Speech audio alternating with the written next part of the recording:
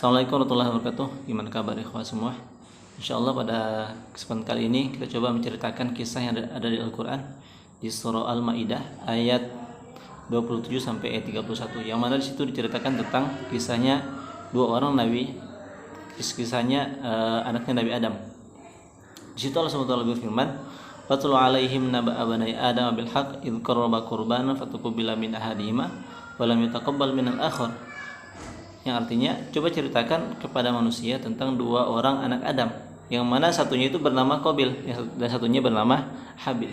Qabil ini diriwayatkan bahwa dia itu pekerjaannya itu ialah petani, sementara Habil diriwayatkan pekerjaannya itu ialah sebagai pengembala kambing. Dan untuk perkawinan tidak boleh seorang itu menikah dengan kembarannya, satu perut dengannya, tapi harus menikah dengan kembaran yang lain. Sementara Qabil mempunyai kembaran yang sangat cantik. Jadi Siti Hawa itu ketika melahirkan itu langsung dua laki-laki dan perempuan kembar. Maka ketika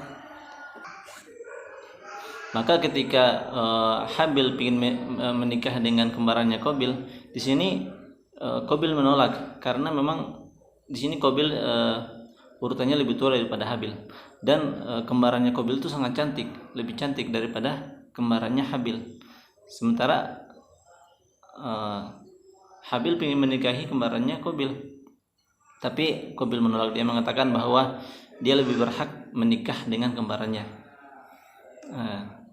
Sementara ketika itu diriwayatkan oleh Ibnu Mas'ud bahwa ada perintah kepada Nabi Adam alaihissalatu wassalam untuk pergi berziarah ke Mekah. Maka sebelum Nabi Adam pergi, dia berpesan kepada langit untuk menjaga anak-anaknya, tapi langit itu menolak. Kemudian dia berpesan kepada bumi untuk menjaga anak-anaknya, tapi bumi itu menolak. Kemudian dia berpesan kepada Qabil untuk menjaga adik-adiknya, maka Qabil pun menerima dan mengatakan bahwa insya Allah ketika kamu akan datang lagi, maka engkau akan mendapati keluargamu seperti apa yang kamu mau. Ketika Nabi Adam pergi, maka di sini diriwayatkan oleh Ibnu Mas'ud bahwa memang yang disebutkan di tafsir Ibnu Katsir bahwa memang di sini Qabil dan Habil ini memberikan seserahan kepada Allah Subhanahu wa taala atau dinamakan kurban. Maka karena Habil ini seorang pengembala, maka dia memberikan seekor domba yang gemuk, tapi Qabil hanya memberikan seikat gandum.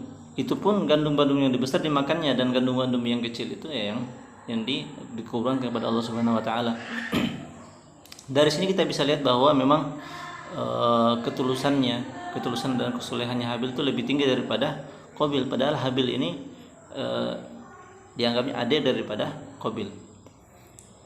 Nah, ketika itu maka yang diterima oleh Allah Subhanahu wa taala tentulah yang paling bagus, yaitu kurbannya Habil, domba yang paling besar. Sementara Habil yang hanya mengorbankan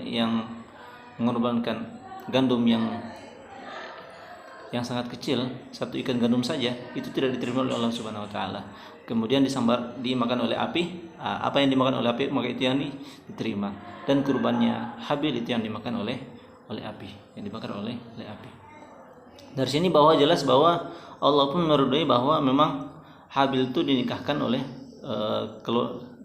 saudara seperutnya Qabil. Tetapi di sini Qabil malah mengatakan, "Qala la aqtulannak." Qabil mengatakan, "Saya akan membunuhmu." Maka Habil hanya mengatakan, "Innama yataqabbalullahu minal muttaqin." Sesungguhnya Allah SWT hanya akan menerima amal-amal orang-orang yang bertakwa.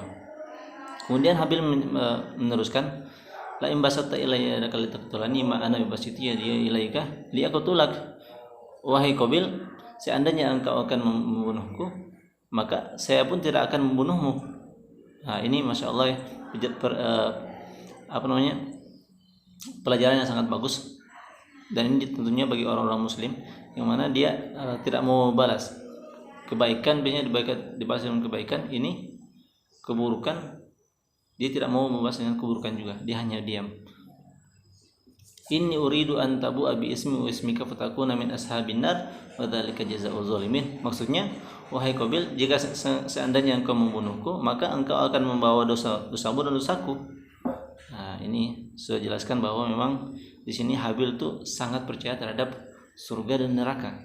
Dia mengetahui bahwa kalau dia nanti dibunuh, maka dosanya ini akan diambil oleh Habil. Dosanya akan diambil oleh Qabil, maksudnya oleh Qabil. Tetapi nafsunya Qabil ini membujuk dirinya untuk membunuh Habil. Akhirnya terjadilah pembunuhan ketika itu. Maka di sini ayol ikhwah, pembunuhan pertama kali terjadi, dan sekarang pun pembunuhan masih terjadi.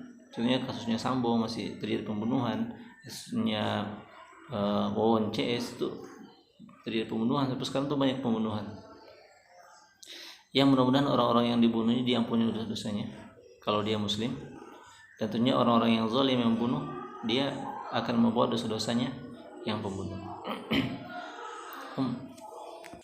Setelah dia membunuh saudaranya Habil, maka di sini disebutkan bahwa fa asbaha minal khasir, maka dia di sini menjadi merasa jadi orang-orang yang rugi, tidak tahu mau buat apa lagi, menyesal. Nah, ini banyak terjadi sekarang ini, orang-orang yang membunuh nanti kemudian dia menyesal, kenapa saya membunuh. Nah, tentunya ini ada bujukan-bujukan dari setan. Kemudian karena belum pernah terjadi pembunuhan, belum pernah terjadi orang yang meninggal, maka tidak tahu apa yang akan dikerjakan oleh Qabil. Maka di sini Allah SWT mengatakan, fa ba'asallahu ghuraba yabhathu fil ardi liyuriyahu kaifa yuwarisahu ata akhi. Kemudian Allah SWT mengirim gagak, kita itu gagak berkelahi, kemudian yang satunya meninggal, mati, dan gagak ini yabhathu fil ard, kemudian gagak ini mulai menggali-gali tanah dan menimbun saudaranya itu yang mati. Akhirnya dari situ terpikirlah Qabil bahwa inilah yang saya akan kerjakan. Nah, dari sini kita bisa ambil ikhwah, bahwa memang kita ini harus belajar dari alam, dari keadaan hewan-hewan. Kita tuh perlu belajar, banyak yang kita tidak tahu. Kemudian setelah itu Qabil merasa menyesal. Kemudian ayatnya dilanjutkan, min ajli dzalika katabna ala bani Israil annahu man qatala nafsan bighairi nafsin faka'annama qatala an-nasa jami'ah wa man ahyaha faka'annama ahyan nasa jami'ah. Disebutkan bahwa memang di syariatnya Bani Israel bahwa memang siapa yang membunuh maka satu orang, maka seandainya seperti dia itu membunuh semua orang. Dan siapa yang menghidupkan satu orang, menjaga satu orang, merawatnya, maka dia seperti merawat semua orang. Nah, ini ikhwah, kita harus hati-hati untuk menghilangkan nyawanya orang, karena nyawanya manusia ini sangat dimuliakan oleh Allah Subhanahu wa taala. Karena itu kita tidak boleh membunuhnya. Maka kalau kita seandainya menjaga satu orang, maka seakan-akan kita itu menjaga banyak orang, semua orang. Tapi kalau kita membunuh satu orang, maka seakan-akan kita membunuh semua orang. Demikian ikhwah, dari sini kita bisa ambil hikmah juga bahwa jangan sampai kita iri. Biasanya kita iri kepada seseorang, akhirnya ini bisa bertindak kepada pembunuhan, marah, kemudian marah menjadi pembunuh. Makanya kalau di sini disebutkan di hadis, bukan orang yang kuat itu yang bisa membanting orang, tetapi orang yang kuat itu yang bisa menahan amarahnya. Sehingga kalau amarahnya bisa ditahan, rasa dengkinya bisa ditahan, maka pembunuhan itu tidak akan terjadi insyaallah.